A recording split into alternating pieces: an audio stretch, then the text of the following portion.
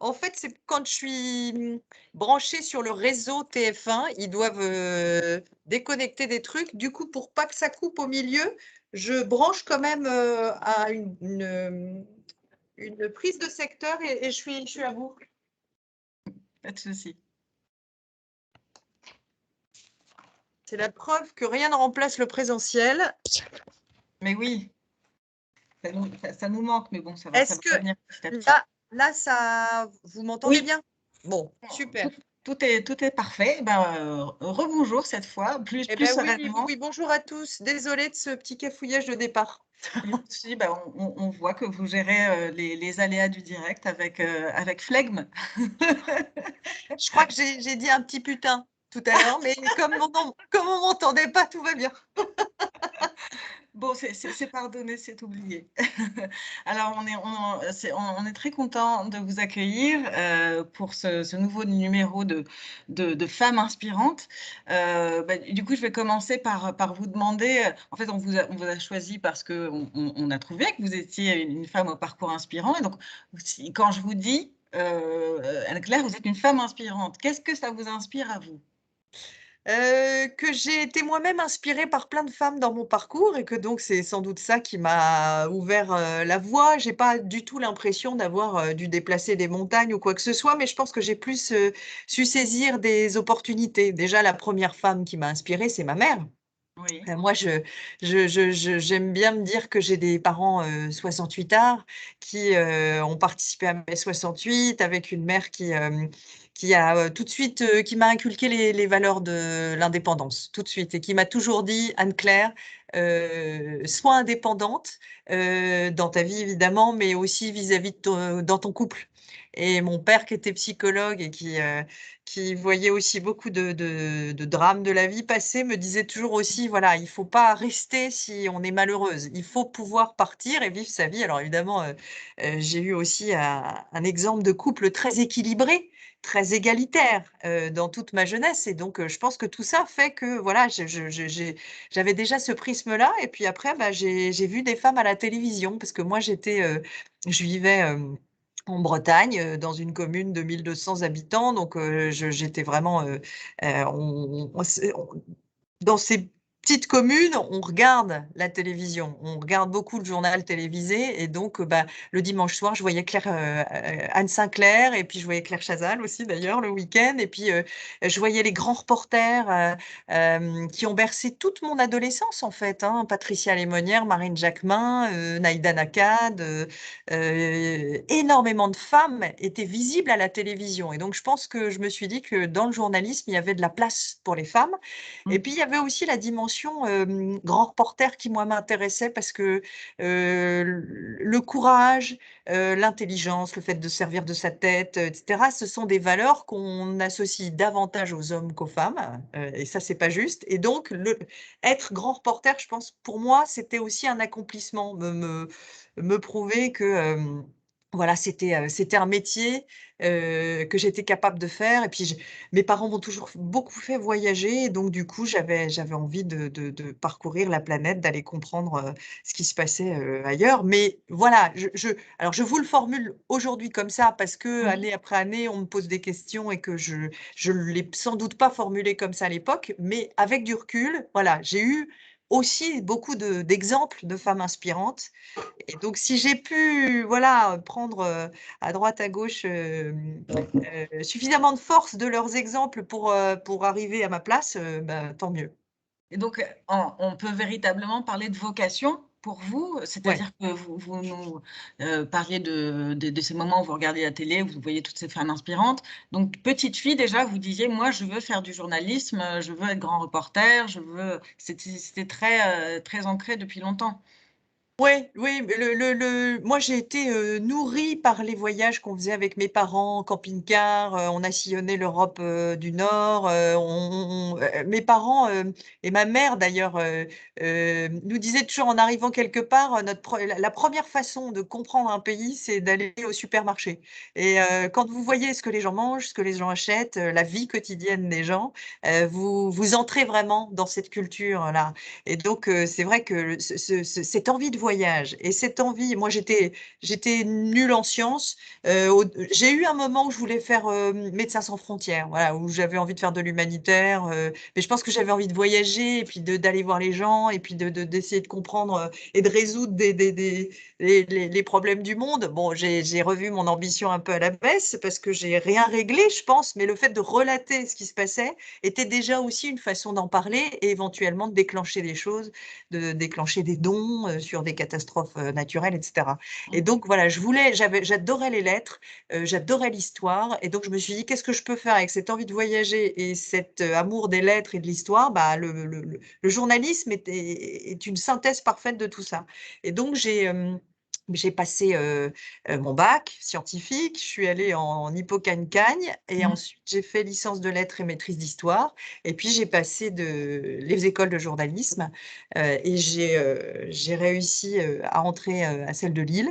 Et donc après, j'ai choisi la télé parce que j'avais envie de travailler en équipe. J'avais vraiment cette envie. Ouais. Déjà, j'aimais beaucoup. Alors la presse écrite, j'avais pas de valeur ajoutée, je sentais que j'avais pas de talent. Et ça, c'est aussi, je pense, une grande leçon dans la vie qu'il faut retenir, c'est de choisir des filières où on a une valeur ajoutée et où on sait qu'on va pas être malheureux en permanence et Mmh. qu'on va pas se confronter en permanence à de l'échec ou à de la médiocrité ou voilà. Et donc j'adorais l'idée en radio, en télé, de fabriquer un reportage parce qu'à l'époque, je dis fabriquer parce que maintenant tout est numérique, mais Mmh. moi j'ai commencé, on coupait des bandes, on scotchait des petites bandes pour la radio. On appuyait sur des boutons pour la télé, enfin, il y avait des vraies cassettes. Et Mmh. donc, voilà, j'adorais le fait de partir avec des collègues, de partir à l'autre bout du monde, de vivre des choses avec des collègues ensemble, cette densité humaine que ça peut apporter. Mmh. Et donc voilà mon parcours. Et puis un jour, Qu'est-ce je me qui a suis fait dit oui, pardon, un allez-y. jour, je me suis dit, parce que je fais partie d'une génération où on se montrait pas et où on n'apprenait Mmh. pas à gérer son image et son stress, de passer à l'antenne et cetera, Mmh. parce que c'était avant les chaînes info et cetera. Et je me suis dit: «C'est pas possible qu'à chaque fois que je dois faire un direct, je me mette en vrac, que ce soit une montagne, que ce soit un stress, et du coup, j'ai décidé d'aller sur LCI pendant l'été pour faire des petits remplacements. Mmh. Parce que moi, j'ai la chance de travailler à TF1, j'avais la chance de travailler à TF1 et donc on avait cette possibilité-là. Et puis, je me suis essayée à la présentation, pas du tout pour en faire à temps plein, c'était pas du tout le but.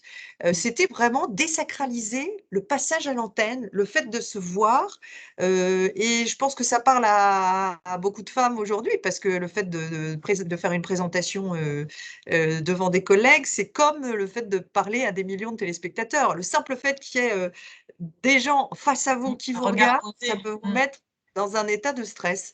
Et donc je voulais désacraliser ça, dépasser ça. Et donc bah, de fil en aiguille, voilà, j'ai acquis cette expertise de la présentation qui fait que quand Claire Chazal a cherché une remplaçante, je me suis lancée. J'étais grand reporter à mi-temps, présentatrice à mi-temps Mmh. et j'ai gardé un pied dans chaque domaine pendant pas mal de temps et puis après, bah, j'ai eu la chance d'être là au bon moment quand elle est partie et qui cherchait quelqu'un. Je crois que mon profil de reporter intéressait aussi parce que les téléspectateurs avaient aussi sans doute envie de gens de terrain, à Mmh. cette place-là. Et donc voilà comment je suis arrivée là, par Et hasard. et et dans votre personnalité, qu'est-ce qui a été votre plus grande force pour en arriver là où vous êtes? Enfin, vous m'avez parlé clairement d'une forme de curiosité, Ouais. bon, l'envie évidemment qui était là, mais est-ce qu'il y a un trait de caractère qui a fait que selon vous, bah, voilà, vous en êtes là aujourd'hui? Je pense que la gestion du stress est Oui? est Oui. est importante. Ça ne veut pas dire que je n'ai pas eu des moments de solitude intérieure terribles et des moments mais le fait d'être en capacité, je pense, de me dire: «Ce n'est pas rédhibitoire». Le Mmh. fait je ne me suis jamais rien interdit par stress, par, sentiment d'illégitimité ou quoi que ce soit et je pense que ça, c'est le premier des blocages, et on aura peut-être l'occasion d'en reparler. Mmh. Mais vraiment toujours, si vous avez envie et si vous pensez alors moi je suis une besogneuse, je travaille beaucoup Mmh mh. et le fait de travailler, ça a toujours été quelque chose qui me C'est rassurait aussi. rassurant, oui. Je travaille beaucoup en amont, mais justement pour pouvoir me dire: «Voilà, as fait tout ce que tu pouvais, tu es solide sur tes bases, tes textes sont bien, il y a aucune raison pour que tu y ailles pas, quoi. Et je pense Mmh. que ça, la gestion du stress et le fait de réussir c'est marrant parce que mardi, on était face à des lycéens et je leur disais, moi je me souviens du film Dune, le vieux film, hein, pas la Mmh. nouvelle version Oui. et il y avait une phrase qui m'avait marquée, qui m'accompagne souvent, c'est: «La peur tue l'esprit». Mais je crois que le la peur peut, tuer votre talent, Tétanisé? Oui. vous tétaniser, foutre en l'air tous vos efforts et ça vraiment il faut réussir à le dépasser dans la vie et donc après un autre, je crois que j'ai une grande capacité à l'empathie. Ça fait pas de moi quelqu'un de meilleur, hein, je vais pas, je suis pas dans une association tous Mmh les mh. soirs à distribuer des repas, je suis pas du Mmh. tout, mais j'ai une capacité d'empathie, une capacité à me mettre à la place de l'autre et ça, c'est une des qualités nécessaires quand vous êtes journaliste, mais je crois que ça fait aussi que je pose des questions qui font que je vais davantage vers les autres et le fait de pas avoir peur des autres, de pas avoir peur du monde extérieur. Moi, le fait que de voyager avec mes parents, ça m'a aussi confrontée à des façons de penser différentes. Vous Mmh. arrivez dans un pays où la culture n'est pas la même, la façon de penser n'est pas la même et il faut accepter de se dire qu'il y a aussi d'autres façons de penser Mmh qui mh. sont intéressantes, qui sont, peut-être meilleures que les nôtres, que et ça, l'autre, chance que j'ai eue dans ma vie, c'est effectivement d'être capable de m'ouvrir à tout ça et donc de m'enrichir. Mmh. Et donc vo en fait, vous, votre technique pour combattre, la peur et le stress, est-ce que c'est d'y aller, en fait? C'est de C'est vous le travail, ah confronter oui, de se à la confronter. réalité, aux sentiments que ça provoque en vous et puis de vous dire que bon, bah, finalement, tout s'est bien passé ou il y a Ouais, pas eu oui, c'est ça votre méthode? oui, oui, oui. Moi, je me souviens les premiers jours ou les premières semaines à l'école de journalisme, il fallait appeler les gens. Par Mmh. définition, passer un coup de fil pour décrocher des interviews ou obtenir des informations et Mmh. je me souviens, on avait des appareils à l'époque et on faisait je faisais le numéro et je raccrochais. Je me disais: «Est-ce que je suis vraiment prête? Est-ce que si jamais il décroche, je sais quoi lui demander?» Donc je répétais, j'écrivais toute la liste de questions parce que combien de fois nos profs nous disaient: «Tu lui as demandé ça, tu lui as demandé ça, tu lui as demandé ça. Ah bah non, eh bah tu rappelles».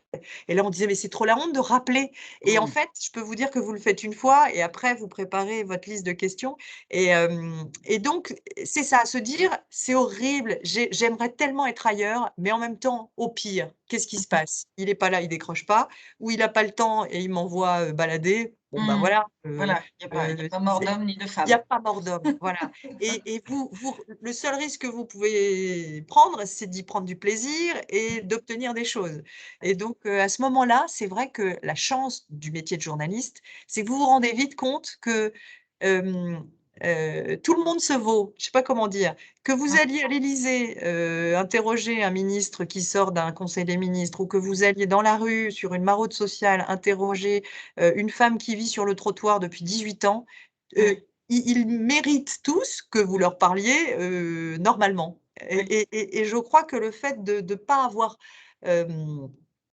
peur de s'adresser à qui que ce soit, parce que vous pouvez aussi avoir une appréhension de vous adresser à quelqu'un qui vit dans la rue, ne pas Mmh mh. savoir comment lui parler, ne pas être condescendant avec des questions qui tomberaient à côté de la plaque. Lui, attend juste que vous soyez tout à fait normal et que vous lui parliez comme à n'importe qui, mais c'est Mmh. vrai que vous avez peur d'être indélicat, Oui. et puis, face à un ministre, il faut pas non plus vous dire: «Oh là là, c'est un ministre, je peux pas lui parler normalement» Mmh. et donc c'est vrai qu'au fur et à mesure, quand vous vous rendez compte de ça, Mmh. mais ça peut marcher dans plein de métiers aussi, hein. Quand vous vous rendez compte de ça, et bah, vous vous sentez, plus à votre place. Finalement, ça désacralise aussi, certains milieux et donc si vous êtes, correct, que vous avez des questions pertinentes à poser parce que vous avez travaillé derrière et que vous faites pas perdre leur temps aux gens, bah, vous Mmh. vous sentez légitime. Très bien, bah, c'est en fait, c'est garder en tête qu'on s'adresse à un être humain, quel qu'il soit et Oui, puis voir cette humanité-là et en général, effectivement, ça a l'air de faciliter les choses, en tout cas. J'ai une question dans le fil de discussion de Tiffany, qui dit: «Vous venez de parler de hasard, enfin de oui, aussi, il y a aussi le hasard qui joue, d'en être arrivé là. Quand je vous oui, écoute, je trouve que vous avez mené votre barque pour en être oui. là où vous êtes. C'est souvent très féminin, minimiser ses réussites. Est-ce que vous Oui, avez oui. l'impression que vous avez un petit peu cette tendance à une forme de modestie, hein, enfin peut-être d'humilité, qui est plus marquée peut-être que chez les hommes. Enfin, c'est ce qui se dit. Je ne Oui, sais pas ce que vous en pensez. oui, oui, ça c'est certain. Ce que je veux dire, c'est que c'était pas une volonté de départ, c'est pas un rêve de petite fille de présenter le journal télévisé, pas du tout. Et Mhm. que finalement, je me dis que j'ai su saisir au fur et à mesure des petites opportunités qui font qu'évidemment, il n'y a pas de hasard sur le fait que je sois à ma place aujourd'hui, mais Mhm. que peut-être que c'est une satisfaction de me dire ça, que c'était pas une ambition dévorante dès le départ, ou en tout cas, je ne suis pas là pour les mauvaises raisons, Mhm. d'envie de passer à la télé ou de après, c'est vrai que, on n'ose pas forcément toujours quand on est une femme et moi je le vois aujourd'hui de l'autre côté. Je sais pas si on peut en parler maintenant, mais, nous, on essaye vraiment de faire bouger les choses et les équilibres. On s'est rendu compte il y a peut-être une quinzaine d'années qu'à la télévision, il y avait beaucoup plus d'experts que d'expertes et que les femmes, on leur posait des questions quand c'était dans le domaine familial, vis-à-vis des enfants ou le domaine de la consommation ou le domaine émotionnel et que donc il y avait un déséquilibre très clair entre les intervenants hommes qui étaient toujours des têtes pensantes et les femmes qui étaient plutôt cantonnées, bah, voilà, on était le reflet finalement de notre société et donc on s'est pris en main, mais parce qu'on nous a aussi, renvoyer ça et que c'était pas très agréable et quand je dis «on», c'est toute la télévision, hein, c'est, service public, service, chaîne privée et on essaye de rétablir une sorte d'équilibre et d'avoir, déjà, le premier des travails, ça a été de créer un réseau de 06 de femmes expertes parce qu'on avait beaucoup de numéros d'hommes qu'on entendait et on se copiait les uns les autres parce que vous entendez un super expert le matin, à la radio, vous avez évidemment envie de l'appeler et de Mhm. l'avoir dans votre journal le soir. Et donc, du coup, on s'est obligé à élargir notre carnet d'adresses, à trouver des femmes expertes en économie, en géopolitique, en sociologie, et cetera, et cetera, et cetera. Et donc, aujourd'hui, à chaque conférence de rédaction, Mhm. le rédacteur en chef dit: «Trouvez les expertes. Si vous pouvez trouver une femme plutôt Ouais. qu'un homme, allez-y, allez-y, allez-y». Et on fait vraiment, mais on tord, parfois, nos réflexes ou et c'est pas facile parce que dans Mhm. une journée, déjà quand vous pouvez en avoir un expert, vous êtes content. Mais si en plus il faut trouver une femme, ça rajoute de la contrainte à tout le monde. Et on s'oblige à le faire. Et souvent, on est confronté à des femmes qui nous disent: «Ah, c'est pas totalement mon domaine de compétence, je ne sais pas si je suis légitime, peut-être que vous pourriez demander à Jean-Jacques au bureau d'à côté parce que lui pourrait peut-être se sentir plus à l'aise». Il y a aussi des freins sur, l'apparence, comme on les sollicite pour passer à la télévision. Je pense qu'il y a plein de femmes qui se disent: «Oh là là, mon Dieu, j'ai pas refait mes racines, je suis pas maquillée, j'ai pas dormi la nuit dernière» parce que le petit dernier, m'a d'ailleurs, je remets ma mèche, j'ai j'ai pas dormi la nuit dernière. Bon bref et on sent qu'il y a aujourd'hui, alors que nous, on essaye de faire la moitié du chemin, il y a encore un blocage chez les femmes qui ne se sentent pas assez légitimes et moi, j'ai envie de leur dire: «Mais les filles, faut saisir votre chance là parce que, à un Ouais. moment donné, si vous nous renvoyez toujours vers Jean-Jacques du bureau d'à côté, Ouais. parce que lui s'embarrassera pas de se dire: "Ah ouais, c'est pas tout à fait mon domaine de compétence", Ouais.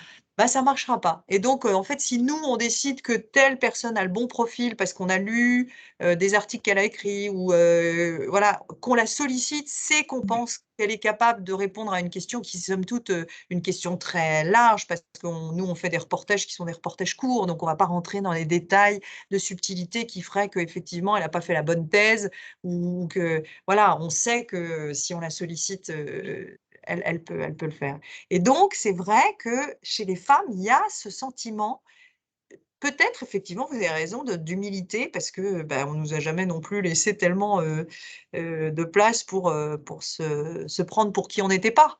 Heu, Mhm. donc je pense qu'il y a oui, il y a ce réflexe-là de se dire: «Oh là là, est-ce que je suis bien Oui, à ma place? Est-ce que j'ai le c'est droit d'y aller?» C'est un petit peu le enfin, c'est pas la première fois qu'on entend ça et c'est bien parce que j'espère que petit à petit ça va s'ancrer, en chacune d'entre nous. Mais, finalement l'idée c'est pas de réfléchir pendant 1000 ans pour se dire: «Est-ce que je suis légitime ou pas?» mais se jeter à l'eau en fait. Peut-être qu'elle va Voilà, se c'est ça. glacer l'eau, peut-être qu'elle sera à Oui, température ambiante, agréable, mais en tout cas y aller et que c'est comme ça qu'on se construit sa confiance en soi et puis qu'on gagne en légitimité à ses propres yeux et encore, davantage aux yeux des autres. autres, quoi. Donc c'est Ouais, c'est vraiment, ça. oser et y C'est aller. ça et en ce moment, il y a vraiment des opportunités pour ouvrir cet espace et se créer un petit peu plus de place. Mmh. Après, c'est pas facile, hein. Moi, enfin, au téléphone, quand on a préparé, on en parlait, mais c'est pas facile quand il est 18 h et qu'il y a un journaliste qui vous appelle et que ça veut dire que vous allez rentrer 2 heures plus tard chez vous et cetera. C'est pas facile de dire oui. Il y a plein le week-end, parce que moi, je travaille le week-end, quand vous êtes le dimanche matin avec vos enfants et cetera, c'est pas facile de dire oui. C'est sûr, c'est une contrainte et c'est vrai que de fait, nous, les femmes, on a plus de contraintes dans la vie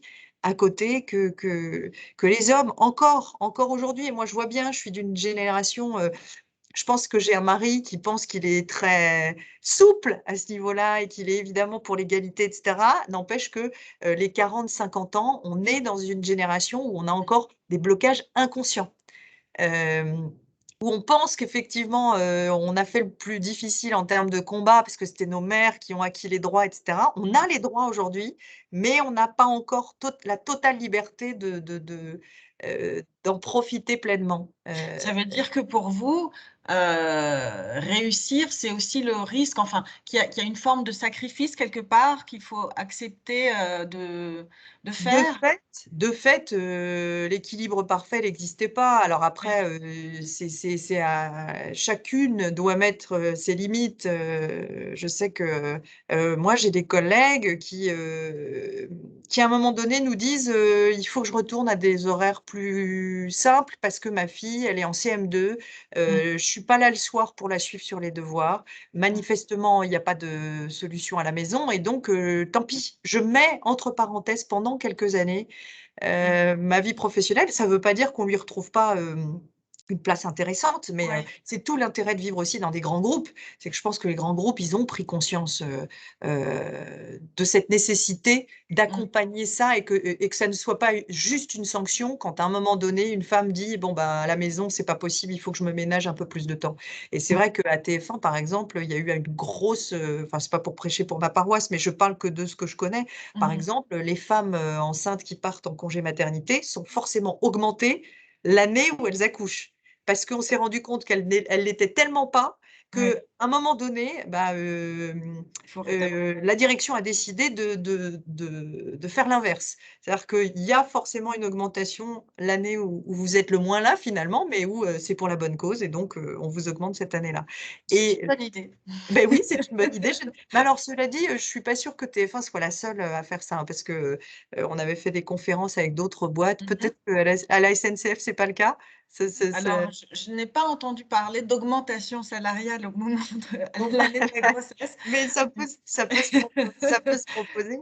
Mais Mais en Alors, il tout n'y a cas, pas voilà. exactement d'augmentation, mais il y a quelque chose qui est fait si on n'est pas noté cette année-là. Ah, Voilà. mais moi je trouve ça bien d'essayer de réfléchir en disant: «Voilà, il y a des inégalités dans dans ce qu'on fait dans la vie» et moi j'ai bien conscience que l'égalité totale, on peut l'attendre, mais on peut aussi décider qu'elle arrivera pas tout de suite et essayer de mettre des choses en place pour que, à un moment donné, effectivement, Mmh mh. hem, on accompagne celles qui ont besoin de passer un peu plus de temps chez elles ou Mmh. alors, l'autre réflexion qui était très intéressante, c'était de se dire, on identifie toujours le haut potentiel de quelqu'un entre 25 et 35 ans ou 40 ans. Ouais. Et ben, déplaçons cet âge-là chez les femmes. Mmh. Disons-nous que le haut potentiel pour une femme qui Mmh. justement a besoin de temps pour ses enfants, bah, ce sera, 35, 50, et voire 55 et donc changer sa façon de penser. Mmh mh. Et que les femmes aussi changent la vision qu'elles ont d'elles-mêmes et cetera, Alors dans le même ordre d'idées pour cette histoire de tentative de rééquilibrer, une situation qui ne l'est pas, c'est quoi votre point de vue à vous sur les quotas? bah, je vous dis, j'en pratique tous les jours parce que, Oui. quand on essaye de mettre plus de femmes expertes dans les sujets, on fait vraiment l'effort de le faire. C'est-à-dire Ouais. qu'on laisse pas faire, les choses naturellement parce que sinon on reproduira un système qui manifestement nous convient pas. Mmh. Après les quotas, ça dépend où on les met les quotas. Moi, je me souviens avoir discuté avec des chefs d'entreprise qui me disent: «Moi, je mets le quota au niveau des candidatures». Il faut Mhm. absolument que dans les candidatures pour un même poste, il y ait autant d'hommes que de femmes. Et puis après, mon choix, il se fait sur la compétence, la personnalité, ce que j'ai ressenti, etc. Est-ce qu'on met les quotas au niveau au-dessus, c'est-à-dire au niveau du recrutement? C'est compliqué, moi je suis pas manager, mais c'est vrai que ça me choque quand dans un conseil d'administration, il y a clairement un déséquilibre énorme, quoi. Enfin, je veux Oui, dire, ça et me encore choque pareil. de voir que dans un mandat, Emmanuel Macron n'ait pas été capable ni de nommer une femme Premier ministre ou présidente de l'Assemblée nationale, ou, enfin, je veux dire, il n'y a pas eu de symbole dans ce mandat, alors qu'on aurait pu, à un moment donné, décider que, au lieu de nommer un président à l'Assemblée nationale, ça aurait pu être une présidente. Enfin, voilà, je pense qu'à un moment donné, oui, il faut quand même se dire: «Je vais essayer en affichage d'envoyer des symboles». Mm. Après, dans la vie d'une entreprise, c'est vrai que c'est compliqué, mais au moins les quotas en candidature, je trouve ça intéressant. Après, nous, dans les écoles de journalisme, par exemple, il y a aussi, vous pouvez pas, déterminer le choix des gens. Dans les écoles de journalisme, il y a 3/4 de femmes, un quart d'hommes.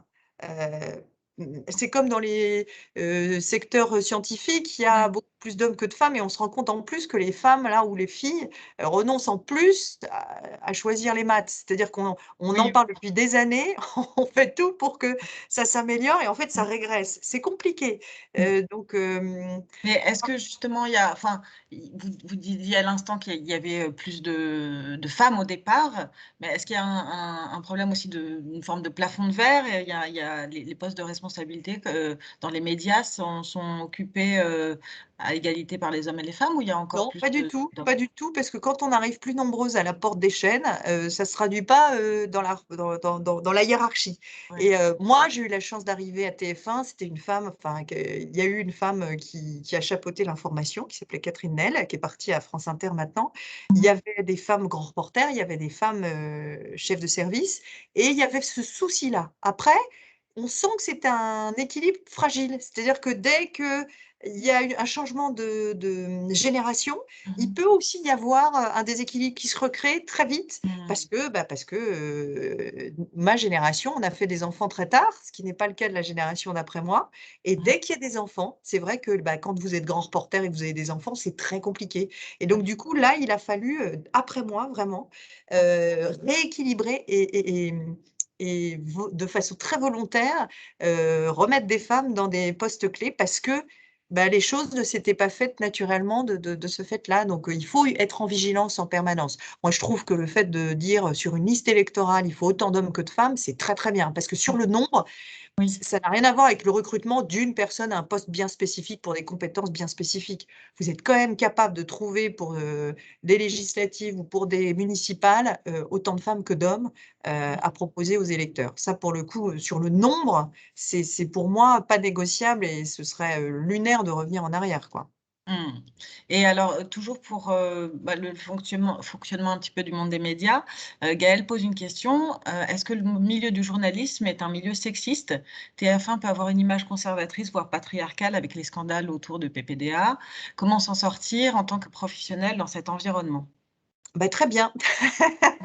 Mais moi, j'ai jamais eu l'impression justement, c'est ce que je vous disais, moi, en regardant la télévision quand j'étais ado, je n'ai pas eu l'impression que TF1 ou les médias étaient un milieu sexiste. D'ailleurs, Mmh. c'est ce qui m'a donné envie de faire ce métier. Quand je suis arrivée, il y avait, plein de femmes autour de moi, il y avait des femmes à des postes de responsabilité. Après, il y a des réflexes de temps en temps. Je me souviens quand je suis partie sur la révolution, en Tunisie, Mmh. je prends le dernier avion. Vraiment, Tunis, l'aéroport de Tunis ferme après nous, Ben Ali est sur le point de s'en aller et cetera et j'ai mon chef de service qui me regarde, au moment où je prépare mes affaires et qui me dit: «Si j'avais été, Red Chef, c'est pas une femme que j'aurais envoyée». Parce qu'il y avait des manifestations, de la violence et Oui. cetera. Je lui ai répondu: heureusement que tu es pas rédacteur en chef» et je suis partie et j'ai vécu une des missions les plus intéressantes de ma vie et Mmh. c'est vrai qu'il y a souvent ce réflexe-là. Mais franchement, c'est le seul exemple que j'ai à vous citer parce que très souvent,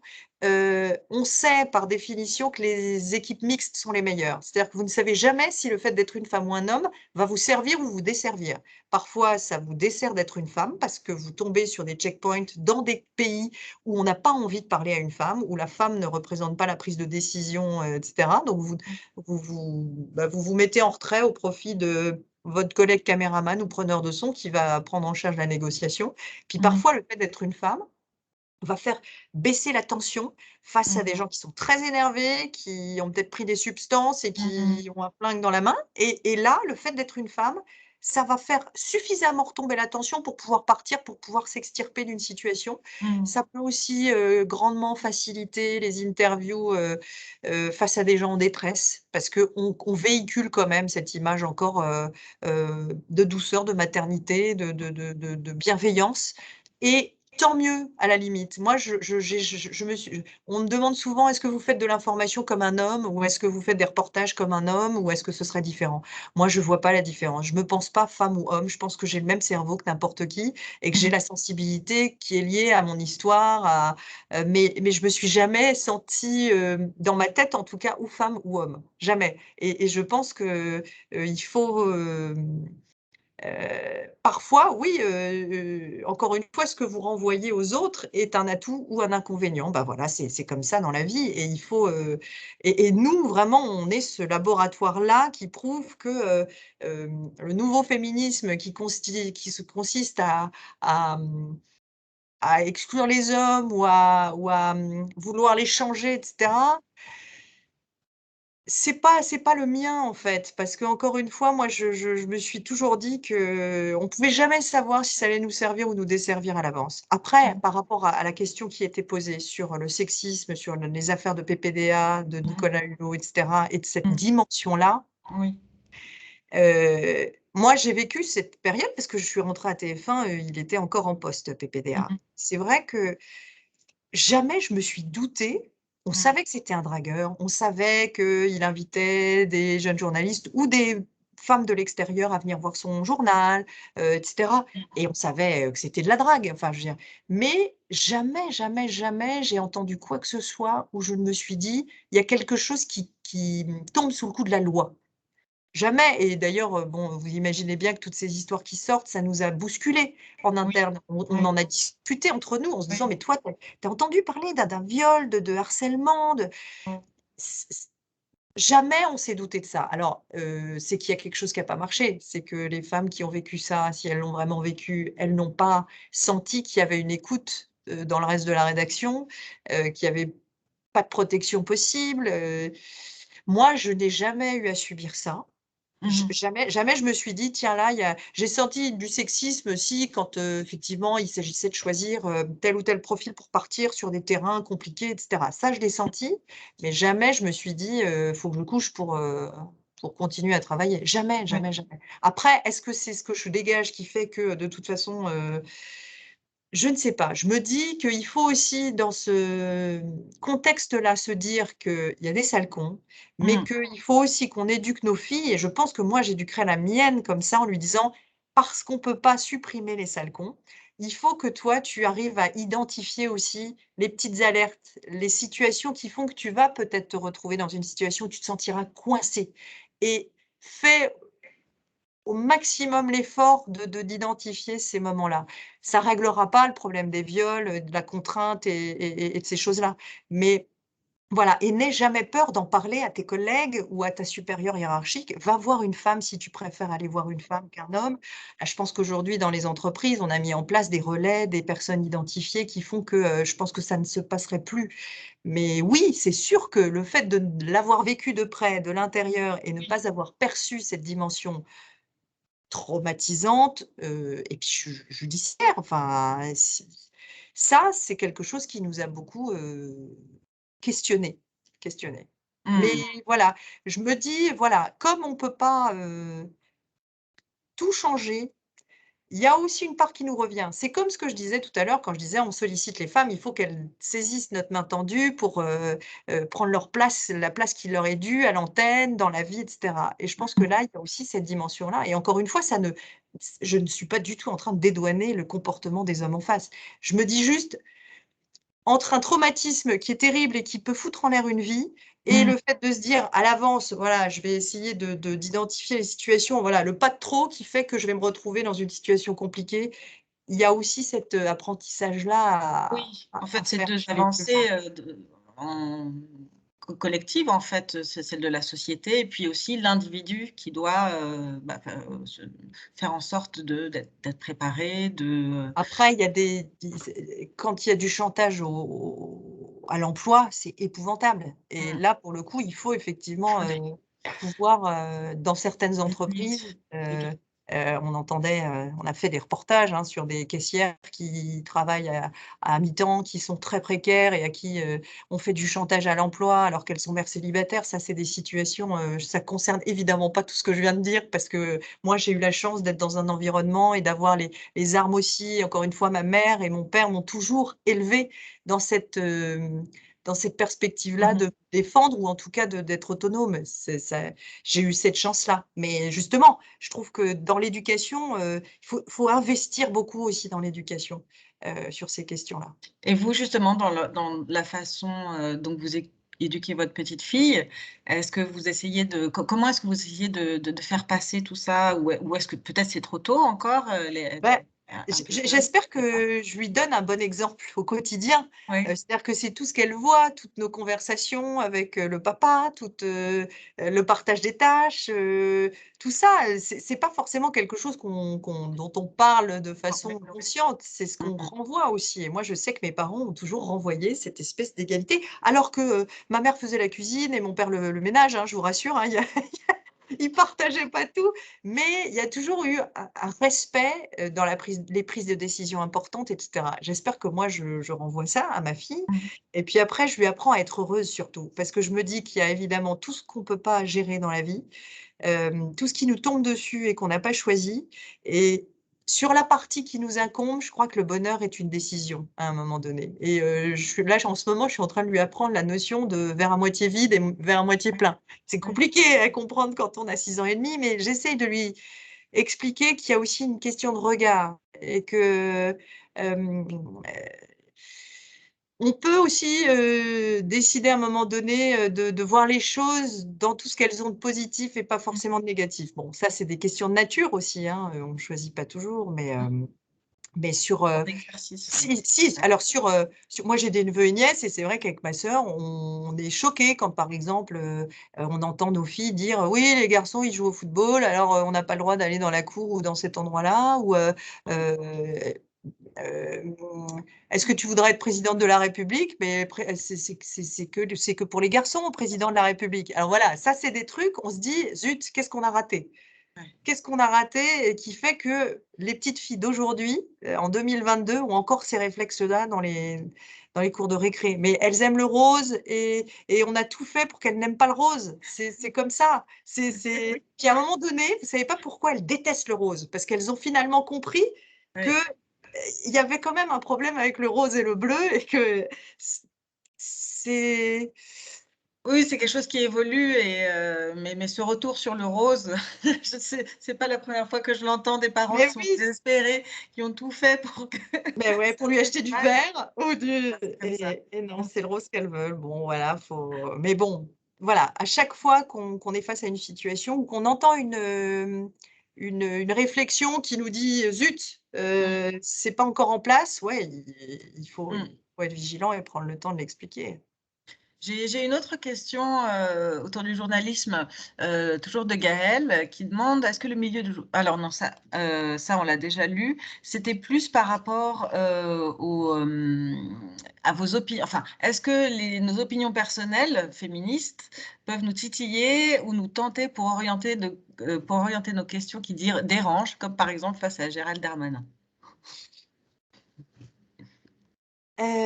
Bonne question. Oui, forcément, on va avoir envie, si on pense que c'est essentiel alors, en fait, moi, je suis un petit peu embêtée par rapport à ce qui s'est passé la dernière fois, parce que je comprends complètement que beaucoup aient interprété: «Calmez-vous madame, ça va bien se passer», «Vous avez vos vapeurs, Oui, et ça va bien se passer». oui. Mais en même temps, je pense qu'il aurait, quand on est aussi, percutante et aussi, titilleuse que l'est Apolline de Malherbe, on doit aussi accepter qu'en face, on va réagir et je Ouais. pense que alors est-ce qu'il l'aurait formulé comme ça avec un homme? Je ne sais pas. Est-ce qu'il aurait, Mmh. contre-attaqué face à un homme? Ça, c'est sûr et certain et donc à un Mmh. moment donné, c'est vrai qu'on ne sait plus très bien si on est dans, avec un filtre féministe en ce moment qui est nécessaire, mais qui fait Oui. que, voilà, on interprète tout comme ça ou est-ce que, je ne sais pas. C'est sûr que le «Calmez-vous madame, ça va bien se passer», on pense à, quelle bande d'hystériques et on a ce réflexe-là, après elle a eu raison de lui dire: «Pardon», je trouve elle s'en est très bien sortie Mmh. et qu'aujourd'hui les femmes peuvent se permettre de remettre en place, leurs interlocuteurs et que ça c'est déjà une bataille de Bien. gagner. Oui, bien sûr. C'est-à-dire relevé, c'est beaucoup plus relevé Oui, c'est ça, de dire: «Pardon, qu'avant. j'ai pas bien compris là, et du coup, je pense que c'est on est vraiment dans une phase là où effectivement, les choses se remettent, se rééquilibrent, parce qu'on s'autorise nous aussi, à manifester le fait qu'on n'est pas d'accord avec ce ton-là. Mmh. Et ben, Magali demande dans la lignée de ce qu'on est en train de dire, en tant que femme, doit-on s'obliger à avoir davantage de répondants? Et ça rejoint un petit peu la question, en tant que femme, est-ce qu'il faut en faire plus? Est-ce que ça demande plus d'efforts, plus de répartie, plus de, Non, heu alors, c'est compliqué parce que, moi, quand j'ai commencé à faire des interviews politiques, effectivement, on a envie d'être, pugnace, de machin, nin nin, de s'imposer et cetera. En fait, on se rend vite compte que c'est contre-productif. Déjà parce que la société qui est comme elle est et il faut à un moment donné l'accepter quand on présente un journal télévisé de grande écoute, sinon, on choisit une niche sur Canal+ mmh ou sur TMC, comme quotidien. Moi, je m'adresse à des gens qui ne sont pas tous, arrivés au même stade d'évolution par rapport à ces questions-là et mh, donc qui, supportent pas bien qu'une jeune femme journaliste parle comme un homme de 55 ans ou de 60 ans, qui a plus d'expérience, qui voilà. Entre un Jean-Pierre Pernaut et une Anne-Claire Coudray, bah, on peut pas se permettre les mêmes types de questions. On peut se mmh, permettre de poser des questions sur les mêmes thématiques, mais on ne mmh, pourra pas forcément le faire de la même façon et à un moment donné, c'est injuste, mais il faut l'accepter. Ça vous empêche pas de poser vos questions, mais moi, j'ai découvert quand même que la pugnacité en mmh, plus, quand vous êtes journaliste, vous pouvez pas devenir une opposante politique, par rapport à la personne que vous avez en face et dès qu'on rentre dans une sorte de confrontation plus que de combat, parce que moi, je j'aime pas ça parce que je trouve que ça me met moi dans une position qui n'est pas la mienne et cetera. Parfois, on y est amené par les hommes ou les femmes politiques qui, elles, y trouvent un in ou eux, ils trouvent un intérêt dans leur stratégie électorale, hein, mais c'est vrai que je me suis rendu compte qu'en fait, il fallait accepter l'idée que, venant d'une femme, l'agressivité, était interprétée de façon démultipliée et que c'était comme ça et que je pouvais le regretter autant que je voulais, mais qu'à un moment donné, voilà, le but, c'était quand même que les gens qui me regardent en tirent quelque chose et donc ce combat-là, c'était pas à ce moment-là qu'il fallait le mener, ce qui m'empêche pas de ciseler mes questions et puis vous pouvez être, beaucoup plus gênante avec une question avec un grand sourire qu'avec une question agressive. Au contraire, vous mettez la personne dans une situation où il n'a pas d'alibi pour vous mmh, renvoyer, dans vos 22 et quelquefois le fait de poser la question de façon tout à fait semi-innocente, c'est bien plus efficace que mais il y a une différence dans la perception que les téléspectateurs ont de votre pugnacité et bon, c'est encore une fois, moi je pense que, quelque part, l'agressivité, elle ne devrait exister ni chez les hommes ni chez les femmes et mmh, qu'il faudrait qu'on réussisse à faire des interviews. Une bonne interview réussie aujourd'hui, on a toujours l'impression que c'est une interview qui crée un clash, la castagne, ouais. mais en fait, il faudrait que ce soit une interview qui apporte quelque chose sur le fond. Mmh. Oh, je vois Anne-Sophie Lapix, c'est un peu de la même trempe qu'Anne-Claire. Ce sont des femmes inspirantes quand elles sont en interview, une intelligence redoutable. Bah, redoutable, j'en sais rien, redouté? Non, non, non, on essaye, en tout cas, on essaye, Je sais pas, alors elle m'a un peu inspirée quand elle a commencé sur Canal+ il y a des années dans son émission politique parce que justement, elle arrivait à poser ses questions avec un grand sourire et quand ça me fait penser, c'est marrant que vous parliez d'elle, mais ça me fait vraiment penser à ça. C'est-à-dire que, encore une fois, pour que justement il ne reste plus que l'intelligence et qu'on se dépollue de tout le reste, effectivement, il faut apprendre à il faut apprendre à se dire que l'agressivité déjà moi je suis pas j'ai pas envie d'être entraînée dans un mode de fonctionnement agressif parce que ça me plaît pas et donc du coup se dire que heu, on peut aussi établir un autre type de rapport, que ce soit, c'est vrai que quelquefois quand vous êtes dans un grand groupe, vous vous dites: «Est-ce que j'ai les» et que vous commencez à monter dans la hiérarchie, vous vous dites: «Est-ce que j'ai les bons relais? Est-ce que j'ai choisi le bon camp?» et cetera. Enfin, moi, je fais partie des gens qui n'ont jamais fait ce genre de politique et ça m'empêche pas de présenter le journal télévisé aujourd'hui, donc j'espère que c'est possible. Et vous avez l'impression, enfin, d'avoir fait, globalement des bons choix, mais vous avez des erreurs de parcours qui vous ont marqué, des choses que, Ouais, heu j'ai un gros regret, mais ça peut servir à tout le monde. oui? J'ai un gros regret, c'est que j'avais postulé quand j'étais reporter pour le poste de Washington, Mmh. poste de junior Mmh. et à l'époque, j'avais pas, osé aller me vendre, Mmh. chez les éditions. J'étais allée voir évidemment l'homme qui décidait, qui était Robert Namias, qui était à la tête de la rédaction, mais j'étais pas allée faire la tournée des popotes. J'avais pas fait ma campagne électorale, Mmh. parce que je pense que j'avais pas osé et ça m'a coûté, je pense, le poste, même si ceux qui ont été choisis, parce que ça m'a coûté le poste 2 fois et bon, j'ai eu un autre destin après, donc je ne regrette rien après coup. Mais là, je me suis dit: «Franchement, tu aurais dû, oser, aller embêter le rédacteur en chef du week-end, le rédacteur en chef de la semaine pour leur expliquer pourquoi, tu étais à tes yeux la meilleure candidate et pourquoi, tu allais pouvoir leur apporter quelque chose» et donc ça, c'est vraiment des choses que je regrette. Après, des erreurs de parcours, qui m'ont vraiment, non, je regrette pas mes choix de vie, j'ai fait ma fille tard, mais c'est la vie qui a décidé plus que mon boulot finalement. Enfin, j'aimais tellement mon job que j'avais pas Mmh. envie de pas être disponible, j'avais envie d'être disponible à la seconde près pour partir et cetera et c'est vrai que c'est sans doute pour ça que j'ai attendu, mais c'est un choix pleinement, assumé, hein, Mmh. Et les fois où vous faites face à des échecs, est-ce que j'imagine que ça doit arriver ou des difficultés, comment est-ce que vous y faites Ça face? me fragilise. Oui, ça me fragilise, mais après, quand on arrive à un certain niveau de responsabilité, pour le coup, faut aussi accepter le fait d'endosser, tous les succès et tous les échecs. Mmh. Nous, aujourd'hui, nos échecs, je dis «nous» parce que comme, comme je fonctionne aussi beaucoup en équipe, c'est pas du Mmh. tout un job solitaire, hein, la présentation. Mmh. Et d'ailleurs, on est comme ça avec mes rédacteurs en chef et c'est pour ça qu'on s'est choisis, c'est pour ça qu'on peut travailler Mmh. beaucoup et cetera. Mais, hem, oui, c'est forcément de ma faute si l'audience n'est pas au rendez-vous, si on n'a pas fait les bons choix, dans l'organisation du journal et que ça n'a pas plu aux téléspectateurs et qu'ils s'en vont, c'est forcément de ma faute, de fait. C'est forcément de ma faute si,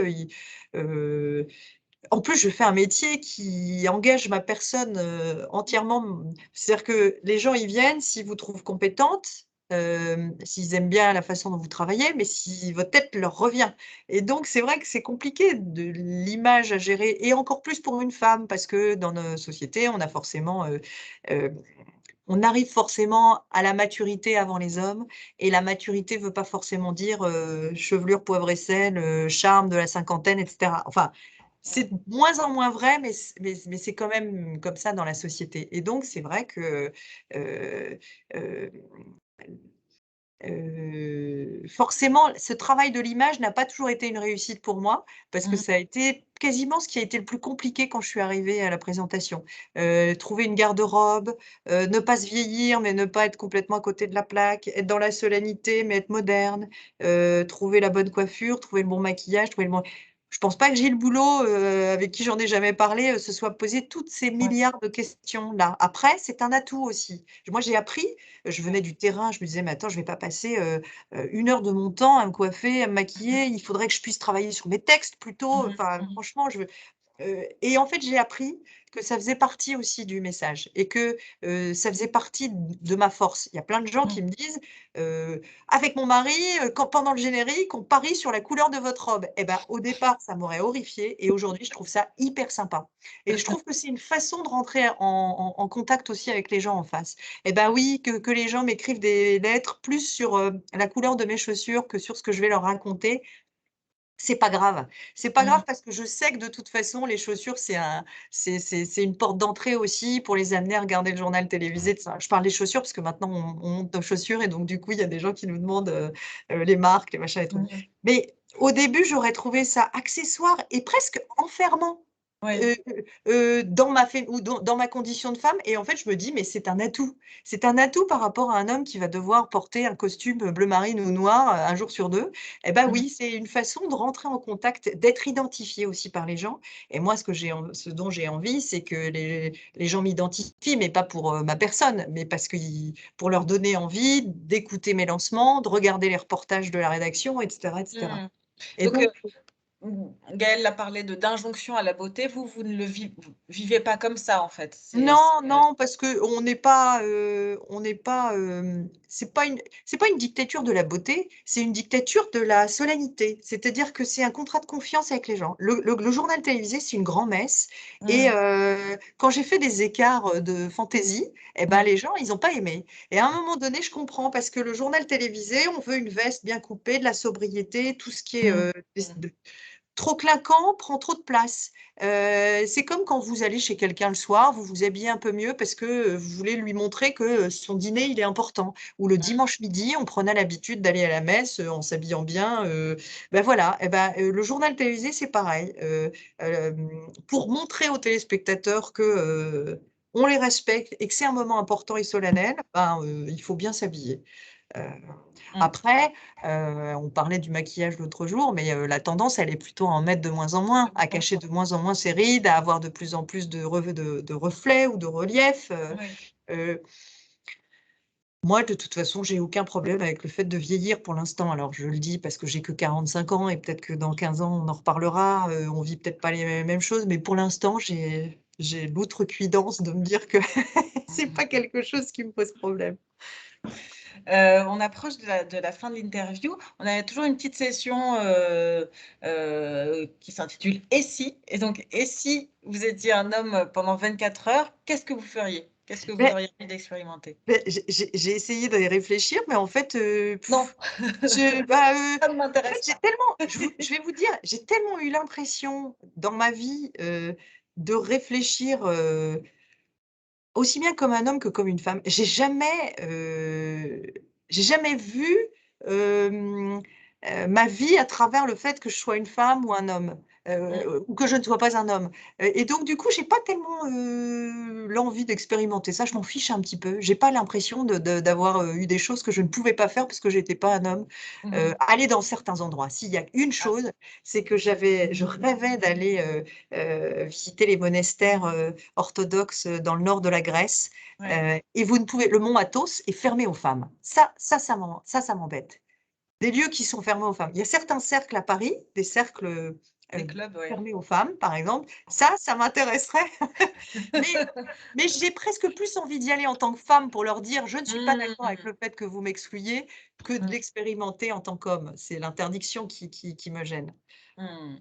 Et on en parlait tout à l'heure, si vous étiez président de la République, quelle serait la première des mesures, que vous prendriez en faveur de l'égalité homme-femme? Vous parliez tout à l'heure des Je listes de je je miserais tout sur l'éducation. Je d'accord. miserais tout sur l'école. Je Mmh. miserais tout, vraiment parce que c'est là que tout se joue. C'est là que tout se joue dans la cour de récré, c'est là que tout se joue dans l'égalité des chances, c'est là que tout se joue, heu, ça réglerait tellement de problèmes de s'attaquer à cet âge-là, à cette Mmh. classe de les 12 premières années ou les 15 premières années si on veut aller jusqu'au lycée, mais c'est là que qu'on donne, toutes les armes qui peuvent Base. nous permettre derrière, parce qu'après le reste c'est aussi, lié à son environnement et on peut pas demander à la politique de tout régler. Donc, à partir du moment où on ne peut pas gérer les choses qui se passent dans les familles, dans les milieux sociaux, etc., au moins qu'on sanctuarise un endroit, Ouais.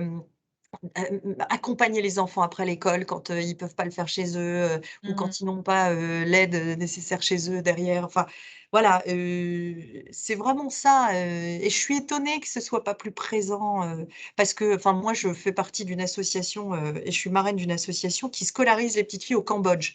Et alors, on peut croire que le Cambodge, c'est loin, mais en fait, c'est là que vous voyez que quand vous partez de rien et que vous scolarisez les filles qui étaient gardées à la maison pour travailler, ça peut vraiment sauver un pays. C'est En une tout cas, ça sauve révolution, des ouais, familles. soir.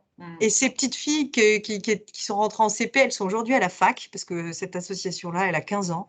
Et vous voyez comment ce sont nos filles. C'est-à-dire qu'elles vivent au Cambodge, mais le fait de leur avoir donné une éducation, de l'ambition, des envies, elles veulent être présidente de la République. Non, mais elles veulent être ingénieures, agronomes, elles veulent sauver leur pays, faire aller mieux leur société. Et quand on intervient à ce moment-là, eh ben, on leur donne les clés pour voilà, pour faire ce qu'elles veulent derrière. Ouais, c'est plein d'espoir en tout cas. Et globalement, je pense qu'il y a quand même un mouvement. Enfin, les jeunes générations sont plus loin sur ces sujets que nous, que les nôtres. Ça avance, mais ça paraît toujours long, mais c'est effectivement d'une vie. Hein, une petite fille chez qui on aura planté cette graine. Et puis, une fois au début de sa carrière professionnelle, on peut voir les résultats, mais ça prend du temps. Ouais. Alors, pour finir, je vais vous demander de quoi alimenter notre bibliothèque inspirante. Est-ce que vous avez oui, c'est vrai. alors ça peut être un livre ou un film ou une personnalité. En tout cas, réfléchi à cette un question. conseil qui nous guide vers voilà, des lectures, une découverte, quelque chose qui vous a marqué. Moi, j'ai découvert la littérature américaine, Tel père, tel fils, par exemple. Alors, je ne sais plus de qui c'est. En fait, je pensais connaître les États-Unis parce que les Français, on pense que les Américains, c'est nos cousins.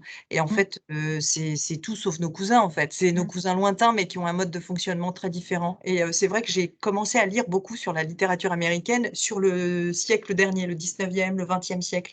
Et alors, ça n'a rien à voir avec les femmes, mais ça m'a permis de comprendre aussi pourquoi Trump avait été élu, par exemple. Et je trouve que ça vous permet de comprendre pourquoi des Européens qui sont arrivés dans ce pays sont à ce point attachés au fait d'avoir des armes, etc. Je vous trouve ça, tel père, tel fils, franchement, ça m'a ouvert les yeux. Bah oui, on l'ajoutera après dans le fil de discussion. Alors, c'est pas féministe. Sur les femmes, est-ce qu'il y a un livre qui m'a inspirée ou une rencontre ou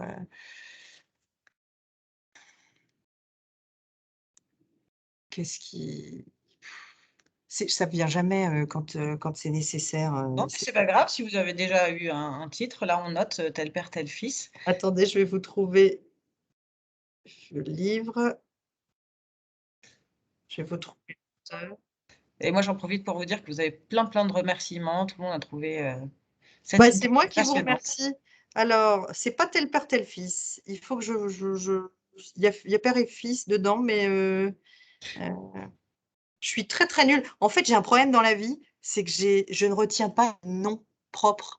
Je retiens très bien les dates et les C'est le visages, même. mais les noms propres, c'est horrible. Ça me fait C'est plaisir. totalement raté mon conseil parce que je peux même plus vous donner C'est ni pas le grave. titre, En tout bon, cas, désolée. si ça vous revient, vous me le communiquerez. Moi, je le mettrai dans le fil de discussion. Oui. En tout cas, vraiment, merci beaucoup de nous avoir accordé cette heure. C'était un moment très agréable et instructif qu'on a passé avec vous.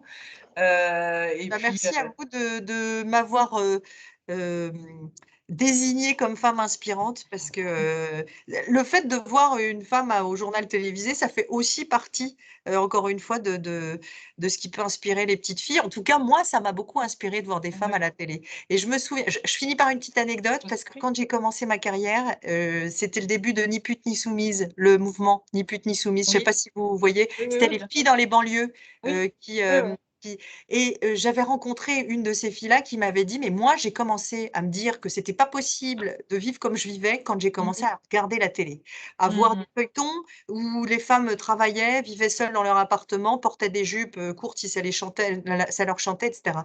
Et la télévision m'a ouvert les yeux sur le fait qu'on pouvait fonctionner différemment dans un autre monde, dans un autre quartier, dans une autre société, et cetera. Et donc, je me souviens très bien de ce moment parce que je me suis dit: «Voilà, je ne sauve pas des vies, je suis pas Médecins sans frontières, Oui. mais je mon boulot sert à quelque chose» et ça a donné beaucoup de sens à tout ce que j'ai fait plus tard. J'étais toute jeune journaliste, je venais d'arriver à TF1 et donc, voilà, le fait de montrer des choses à la télé ou d'incarner, Oui. certaines valeurs, bah, voilà, ça sert Ouvrir aussi à une fenêtre, voilà, sur le monde, sur, notre vie, à être un modèle inspirant. Merci beaucoup. bah, Continuez comme merci à ça. vous et Continuez désolée de nous pour le inspirer. cafouillage du début. Non, je vous en prie. Bonne journée à Au toutes. revoir, bonne Au journée. revoir. Merci à toutes et à tous, d'avoir participé à cette séance. Et puis, je vous donne rendez-vous pour la prochaine dans 2 mois. Au revoir. Au revoir.